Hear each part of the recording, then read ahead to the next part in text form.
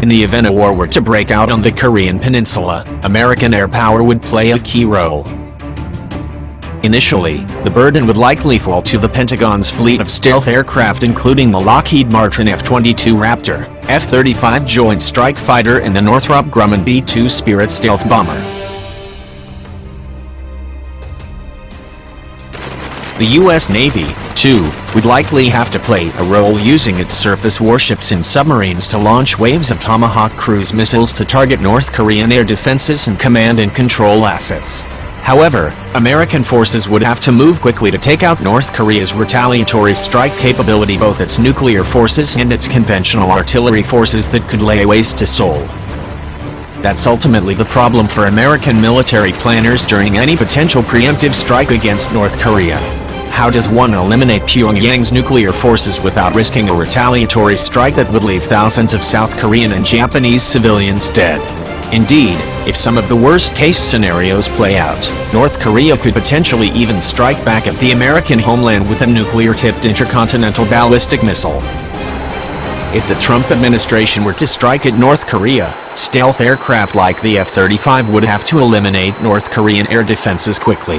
Pyongyang does not have the most modern of air defense systems. The threat mostly comes from the sheer volume of older Soviet-built systems it has available to it. However, while the bulk of North Korea's air defenses are antiques, it does have some potent newer weapons available, including its own indigenous KN-06 clone of the Russian S-300. Vasily Kashin, a senior fellow at the Center for Comprehensive European and International Studies at Moscow's Higher School of Economics, who is a specialist on Asian matters, told the National Interest earlier this year that South Korean sources have written that the KN-06 has been successfully tested.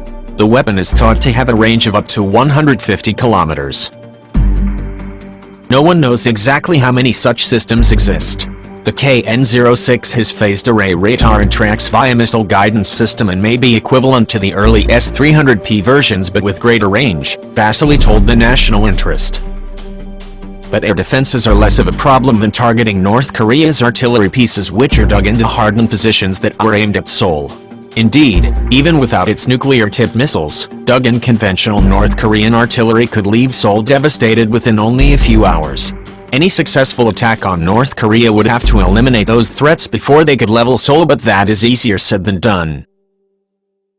Retired Rear Admiral Mike McDevitt, a senior fellow at the Center for Naval Analyses, said, between 1950 and 1953, the U.S. Air Force and Navy flattened North Korea, so the Norks have had 65 years to think about how to make sure that does not happen again and dig lots of bomb-proof shelters and tunnels. Indeed, as Jerry Hendricks wrote for the National Interest, any airstrike would have to hit their targets simultaneously while Aegis missile defense ships stood ready to shoot down any North Korean ballistic missiles headed toward South Korea and Japan. In all likelihood, it would begin with lightning swiftness, with overwhelming attacks on key targets to include the thousands of emplaced artillery pieces that overlook the South Korean capital of Seoul, nuclear weapons storage facilities, nuclear launch vehicles and integrated air defense systems. These attacks would be conducted with near simultaneity, Hendricks wrote. While these attacks are ongoing, Japan-based U.S. Navy ballistic missile defense cruisers and destroyers, as well as ground-based theater high-altitude aerial defense systems, will use their long-range radars to identify and shoot down North Korean missiles as they launch. Success, however, is not guaranteed. Any sort of attack on North Korea would be a gamble with the lives of thousands if not millions of South Korean and Japanese lives. As such, a diplomatic solution is far more preferable to a war than might end poorly.